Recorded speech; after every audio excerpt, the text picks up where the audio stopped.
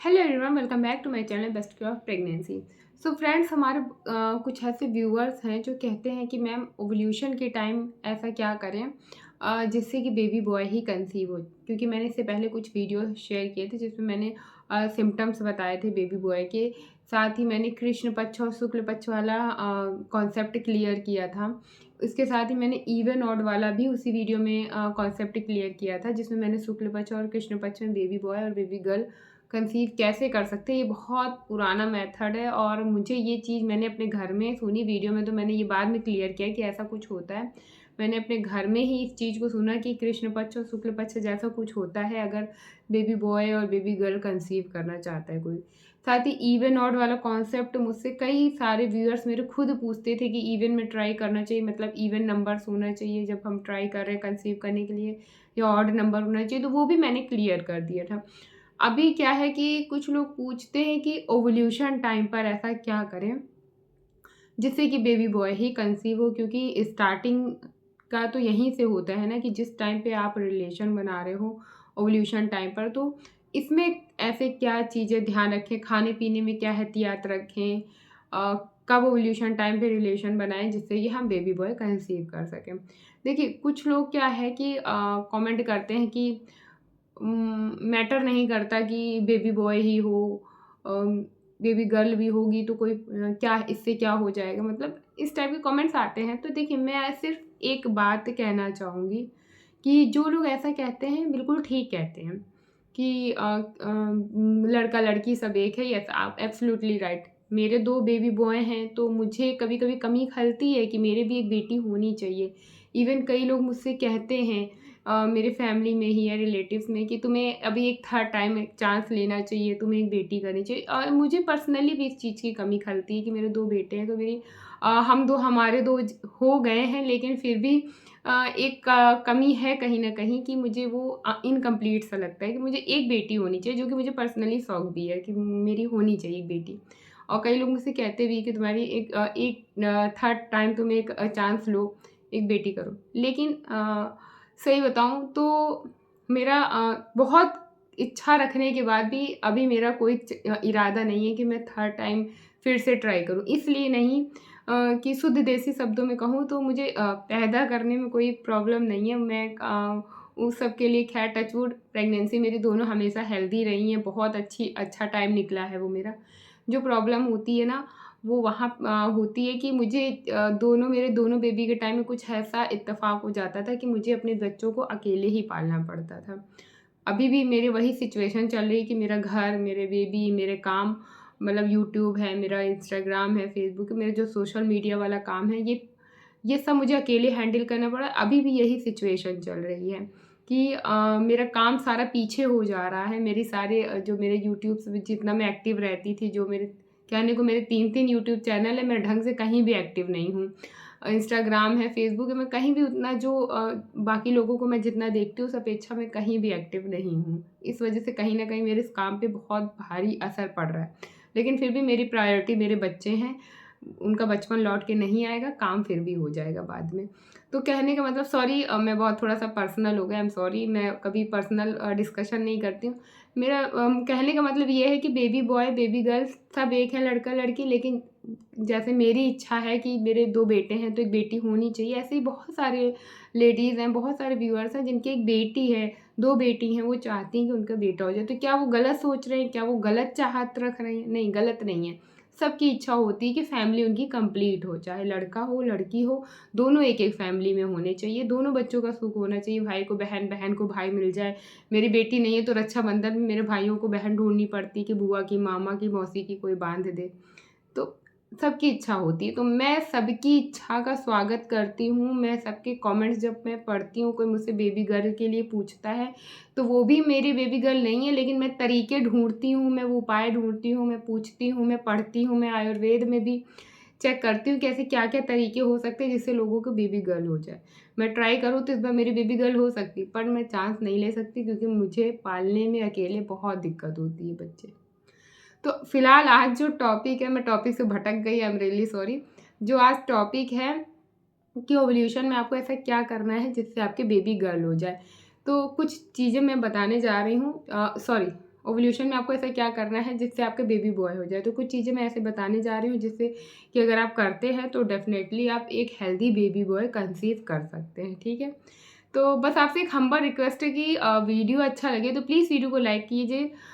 ऐसे टॉपिक्स पे कमेंट्स तो भरपूर आते हैं लेकिन लाइक्स नहीं होते हैं और सब्सक्राइब नहीं होते। मेरे वीडियोज़ देखे जाएँ पुराने तो मेरे मिलियंस में व्यूज़ हैं, लेकिन सब्सक्राइबर देखे जाएँ तो बहुत मुट्ठी भर भी नहीं है। तो इसलिए प्लीज़ अगर आपको मेरे वीडियोज़ अच्छे लगते हैं तो प्लीज़ वीडियो को लाइक किया करें, चैनल को सब्सक्राइब किया करें ताकि आपके एक सब्सक्रिप्शन से हमें मोटिवेशन मिल सके। तो ओवल्यूशन के टाइम पे क्या होता है कि ओवल्यूशन के टाइम पे एग रिलीज़ होता है। अब वो एक एग फीमेल का क्या होता है, उसके तो 2 एक्स क्रोमोसोम ही होते हैं। मेल की तरफ से जो स्पर्म आता है उससे डिसाइड होता है कि होने वाला बच्चा मेल होगा या फीमेल होगा। क्योंकि मेल के पास एक एक्स क्रोमोसोम होता है, एक वाई क्रोमोसोम होता है। तो मेल का वाई फीमेल के एक्स क्रोमोसोम के साथ मिलके लड़का बेबी बॉय बनाता है, और अगर मेल का एक्स क्रोमोसोम फीमेल के एक्स क्रोमोसोम के साथ मिला तो बनने वाला बच्चा बेबी गर्ल होता है, ठीक है? तो इसमें जब सब कुछ मेल पे डिपेंड करता है तो हम क्या करें फिर? देखिए, आपको क्या करना है कि पहले तो कुछ खाने-पीने की चीज़ों का एहतियात करना है। ये सिर्फ़ आपको ही नहीं करना, आपके पार्टनर को भी करना है। इससे एक तो उनके स्पर्म की क्वालिटी अच्छी होगी, और जो मेल स्पर्म होता है वो ज़्यादा ज़्यादा एक्टिव होगा।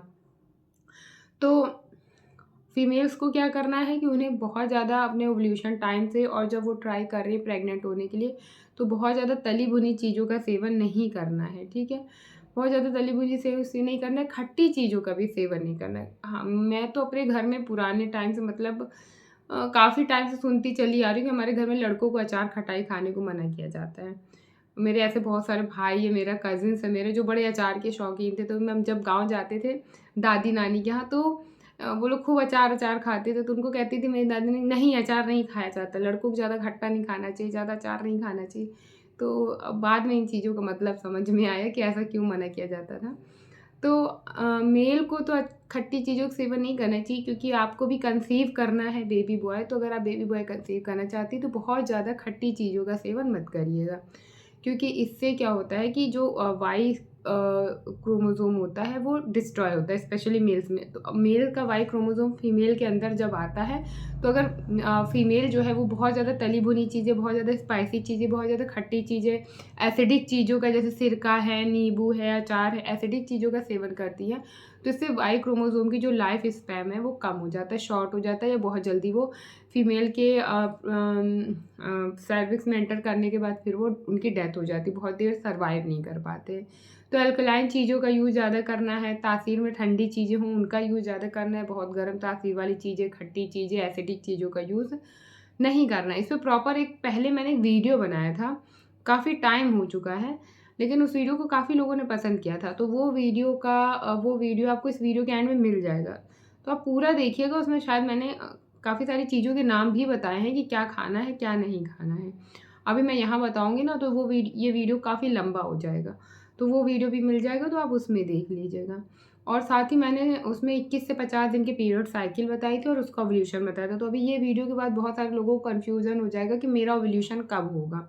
तो अगर आपको अपनी पीरियड साइकिल पता है तो 21 दिन से लेकर के 50 दिन के बीच में आपके कभी भी पीरियड्स आते हैं, उस वीडियो के अंदर पूरा एक चार्ट दिया है, तो उसमें आपको आपका ओव्यूलेशन टाइम मिल जाएगा। तो आप देखेंगे, उस हिसाब से ट्राई करेंगे, तो आपको कंसीव हो जाएगा बेबी बॉय।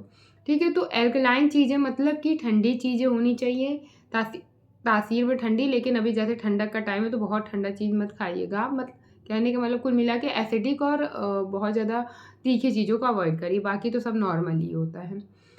दूसरी चीज़ का जो ध्यान रखना है कि ओवल्यूशन के टाइम पे जब आप रिलेशन बना रहे हो तो उस टाइम पे आपका ओवल्यूशन हो रहा हो। जब ओवल्यूशन पीक पे होता है ना, तो बेबी बॉय कंसीव होने के चांसेस ज़्यादा होते हैं। एंड थर्ड टिप कि आप इवन ऑड वाला कॉन्सेप्ट यूज़ कर सकते हैं।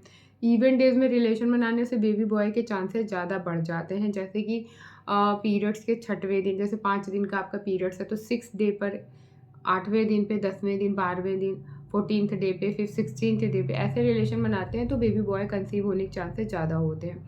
और अगर आपको बेबी गर्ल चाहिए तो आप ऑड डेज़ पर रिलेशन बनाइए, कि अगर 5 दिन का आपका पीरियड्स ओवर हो गया है तो 7वें दिन, 9वें दिन, 11वें दिन, 13वें दिन ऐसे अगर आप रिलेशन बनाते हैं तो इससे बेबी गर्ल कंसीव होने के चांसेस ज़्यादा हो। तो इस तरह से आप लोग बेबी बॉय और बेबी गर्ल कंसीव जिनको करना है वो कर सकते हैं। इसके साथ ही मैंने शुक्ल पक्ष कृष्ण पक्ष वाला कॉन्सेप्ट बताया था, उसको भी ज़रूर देखिएगा, वो वीडियो मिल जाएगा आपको इस वीडियो के एंड में। साथ ही मैं कोशिश करूँगी मैं कमेंट बॉक्स में इन वीडियोज़ का लिंक दूँ। एक मैंने बहुत टाइम पहले चाइनीज़ कैलेंडर वीडियो शेयर किया था, बहुत एक्यूरेट रिजल्ट आता है। कुछ लोगों के केस में नहीं भी हो सकता कि भाई इतनी बड़ी पॉपुलेशन है, हर किसी के में जाके ये फॉर्मूला फिट हो जाए, नहीं पॉसिबल है। कुछ तो एक्सेप्शनल केस हर चीज़ में ही निकल के आते हैं। तो लेकिन ये है कि ये चाइनीज़ कैलेंडर वाला अगर आप फॉर्मूला ट्राई करते हैं, जैसे आपको बाकी चीज़ें नहीं समझ में आ रही हैं, आप सिर्फ चाइनीज़ कैलेंडर वाला फॉर्मूला भी ट्राई करते हैं, तो भी काफ़ी 90% चांसेस होते हैं कि बेबी बॉय होगा। जिनको बेबी बॉय चाहिए या जिनको बेबी गर्ल भी चाहिए, तो चाइनीज़ कैलेंडर वाला कॉन्सेप्ट ज़रूर ट्राई करिए। उसमें आपकी एलएमपी प्लस आपकी एज के अकॉर्डिंग आप कंसीव कर सकते हैं। जैसे अगर अभी आप आगे सोच रहे हैं प्रेग्नेंट होने का और आप सोच रहे हैं कि हम इस बार बेबी बॉय कंसीव करें, तो चाइनीज़ कैलेंडर निकालिए, आपको गूगल पे मिल जाएगा। गूगल पे जाइए, वहाँ चाइनीज़ कैलेंडर आप सर्च करिए, आपको मिल जाएगा। पूरा कॉन्सेप्ट मैंने वीडियो में बताया था, वो वीडियो का लिंक मैं देखूँगी कि आपको कमेंट बॉक्स में पिन कर दूँ, नहीं तो आप मुझे कमेंट करके याद दिला दीजिएगा, क्योंकि जब वीडियो अपलोड होता है तो उसके उस टाइम बड़ी जल्दी रहती है, तो मुझे ध्यान नहीं रहता कि मैंने कुछ वीडियो अपलोड करने के लिए भी, मतलब वीडियो पिन करने के लिए भी बोला है। तो मैं याद रखूँगी, कोशिश करूँगी मैं दे दूँ उसका लिंक। तो जिन लोगों को चाइनीज़ कैलेंडर देखना नहीं आता है, तो मैंने उसमें तरीका बताया है। ये उसमें भी हेल्प करेगा जो लोग प्रेग्नेंट होना चाहते हैं। आपकी एज के अकॉर्डिंग और आपकी एलएमपी के अकॉर्डिंग जिस मंथ में बेबी बॉय आ रहा है या जिस मंथ में बेबी गर्ल आ रही है, उस मंथ में आप ट्राई करिएगा विद ऑल ये जितने भी चीज़ें ट्रिक मैंने बताई है ओव्यूलेशन के टाइम के लिए, इन सबको मिलाते हुए उस टाइम पे आप ट्राई करिएगा। तो डेफ़िनेटली आप 101% आप बेबी बॉय कंसीव कर लेंगे, या जिनको बेबी गर्ल चाहिए वो बेबी गर्ल भी कंसीव कर सकते हैं। तो ये मैंने काफ़ी सारी चीज़ें अभी तक बता रखी हैं उन सभी लोगों के लिए जो चाहते हैं कि उनकी बेबी बॉय हो और जो चाहते हैं उनकी बेबी गर्ल हो, ठीक है? तो इनको आप ट्राई करिए, डेफ़िनेटली आपको सक्सेस मिलेगी। तो होप सो कि आपको ये वीडियो अच्छा लगा और जो जानकारी मैंने दी है वो भी अच्छी लगी होगी। अच्छी लगी हो तो प्लीज़ वीडियो को लाइक, चैनल को सब्सक्राइब ज़रूर करिएगा। चलिए मिलेंगे नई वीडियो में नई और बेहतर जानकारी के साथ। तब तक के लिए स्वस्थ रहिए, व्यस्त रहिए, बेस्ट केयर ऑफ प्रेगनेंसी देखते रहिए। Bye bye, see you soon, stay happy and stay healthy. नमस्कार।